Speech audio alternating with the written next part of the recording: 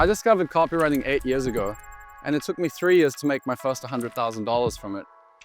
Since then, I've made $1 million from copywriting. I've coached thousands of copywriters and helped them hit 6 figures and live their dream lives. And in the next 8 minutes, I'm going to show you how you can do it too. Let's get into it.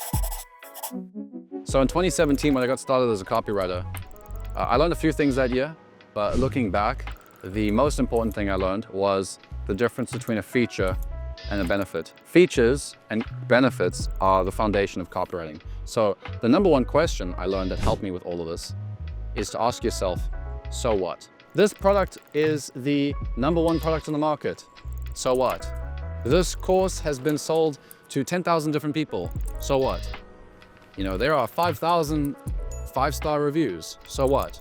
The idea of asking yourself, so what, to everything you write forces you to go deeper and to go into the actual thing that people care about. So I even asked myself, so what, when I created this video.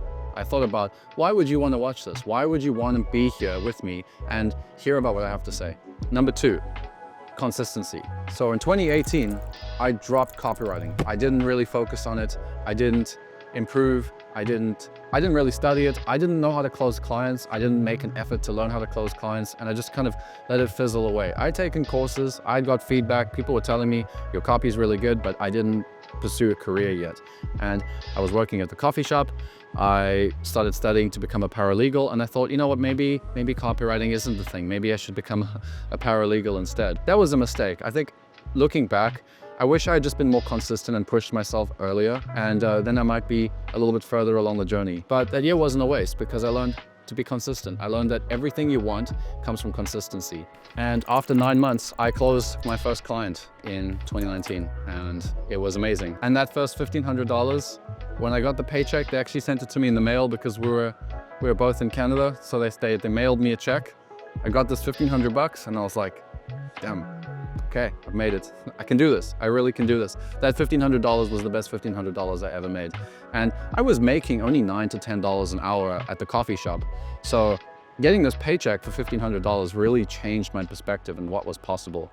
But that's not what I learned that year. What I learned that year was to focus on other people. You see, I only closed that client because I was focused on what businesses need and no longer focused on what I need. I was no longer focused on how to make money for myself. I was focused on how can I make money for this person? How can I make money for this person? How can I help this business do their marketing better?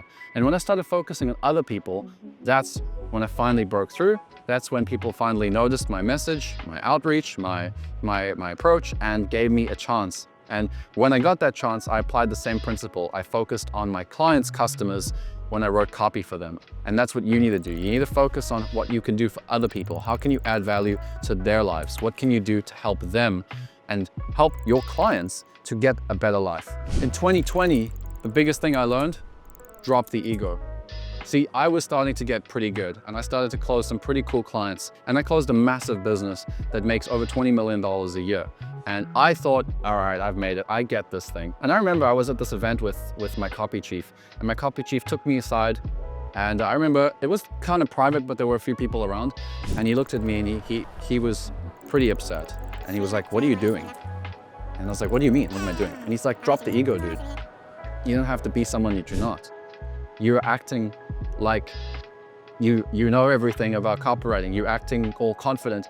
And I actually at that time was very uncomfortable. I had a lot of imposter syndrome because I was with these people making a lot of money. So I remember where I was coming from. I was coming from this place of I want to look cool, I want to fit in, I want to look like I know my stuff because this is what these guys, they know their stuff, I must fit into that. But it was coming across as arrogant. It was coming across as someone trying to be someone that they're not. And I learned a lot about authenticity, you know, about just really being yourself and being where you are. And it was quite hurtful the way he said it to me because I didn't want to explain myself and say, oh no, you know, I wasn't doing that, I was doing this or that. I just accepted the feedback. I just said, you're right, I'm sorry. I never really wanted that. And I thought about it that day. I was pretty upset and I realized, you know what, I'm just gonna drop it. I'm just gonna be myself. I'm just gonna be the student. I'm just gonna focus. I'm gonna drop the ego. And ever since then, I have really made it a commitment to just be the student. I think business owners really appreciate this. I really appreciate it when I work with somebody. And many of my clients have told me that they appreciate my approach, my attitude, that I'm not trying to be somebody I'm not, you know? And so that was the biggest lesson. And of course, I wrote a lot of copy. So the other thing I would recommend is once you drop your ego, Write a lot of copy, write, like write all the time, and then get feedback. And that's actually why you need to drop the ego, because if you don't drop the ego, you're not going to be able to take feedback. And if you can't take feedback, you're not going to get any better. 2021, I dropped the ego. I was consistent. I was focusing on writing. I was getting feedback. This was the year things really started to kick off. I was making 6 figures, but I started to burn out. I started to work 15 hours a day, 16 hours a day. I was working crazy hard and I was tired. I gained a lot of weight. I didn't like how I looked. I was not feeling the energy levels. And the interesting thing was, I was actually taking longer to work because of how tired I was, because of how late I was sleeping. I only needed to work really 10 hours, but because I was tired and I wasn't exercising, I needed to work 15 hours, those extra 5 hours to make up for how tired I was and how ineffective I was. And that's when I realized that there's a cap on everything that you do and that you only have a certain amount of hours every single day. And even if you push more and more, even if you squeeze a few more hours out, you don't actually get more effective, because those hours lower your energy levels and they make you tired and they affect your health, and then affects the quality and the effectiveness of all the other hours. So the takeaway I had from that year was, don't work with more than 4 clients at a time.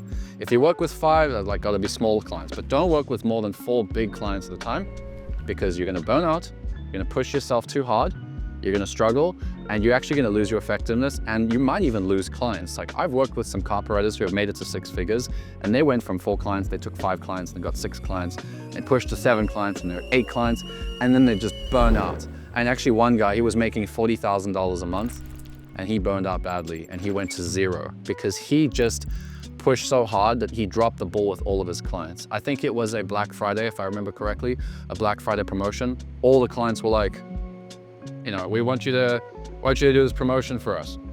And he couldn't handle all of it all at once. So he burned out, his clients were upset, and he lost them. Don't make that mistake. So in 2022, I was really focused on improving my health and getting back into a routine where it was sustainable, something I could actually do long-term without burning out and giving my clients the best results possible. So I spent a lot of that year building my environment, and I would really recommend you do this sooner. Don't wait till like 4 years, 5 years into your copywriting career to build a good environment. Like, get natural light. I've got a video on this channel you can go watch that talks a little bit more about this. When I was in Japan, I was sharing some of my top recommendations on how to build a good environment. And final thing, last thing, most important thing of all, start building a reputation. Get on social media. Don't have a cat profile picture, please. Turn your social media into business media. Don't just leave it empty. Don't just leave it with one post. You want to stand out from copywriters in 2025. You want to make money, the kind of money that most people never make in their, they never reach this income level in their entire life. You have to stand out. You have to look different to others. So build a reputation online. Get out there, put some stuff online, get some photos, show up and stand out from everybody else. And in 2025, you might make more money than you ever thought possible.